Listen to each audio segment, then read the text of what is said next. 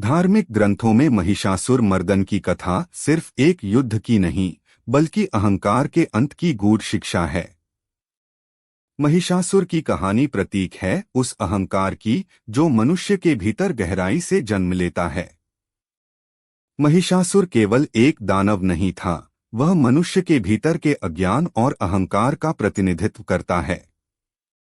यह वही अहंकार है जो हमें सच्चाई से दूर करता है, हमें सोचने पर मजबूर करता है कि हम सबसे शक्तिशाली हैं, सबसे बुद्धिमान हैं। महिषासुर, जिसे ब्रह्मा से अमरत्व का वरदान मिला था, इस अहंकार के चरम को दर्शाता है। लेकिन यह भूल जाता है कि यह संसार परिवर्तनशील है और हर अहंकार का अंत निश्चित है। जब महिषासुर ने देवताओं पर विजय प्राप्त की, तो देवताओं ने मिलकर मां दुर्गा का आह्वान किया।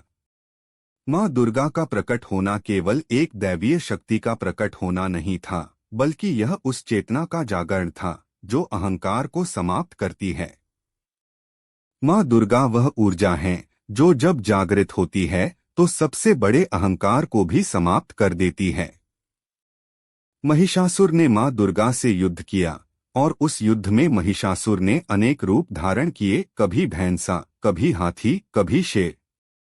यह रूप इस बात का प्रतीक है कि अहंकार अनेक रूपों में आता है, कभी शक्ति के रूप में, कभी धन के रूप में, कभी सत्ता के रूप में।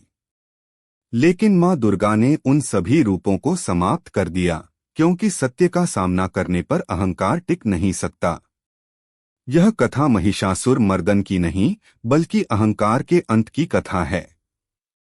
यह कथा हमें बताती है कि जब अहंकार और अज्ञान हमारे जीवन पर हावी हो जाते हैं, तो हम सत्य से दूर हो जाते हैं। देवी दुर्गा का प्रकट होना केवल एक देवी की विजय का प्रतीक नहीं है, बल्कि वह उस चेतना का जागरण है जो हमें हमारे अंदर के अहंकार से लड़ने की प्रेरणा देती है।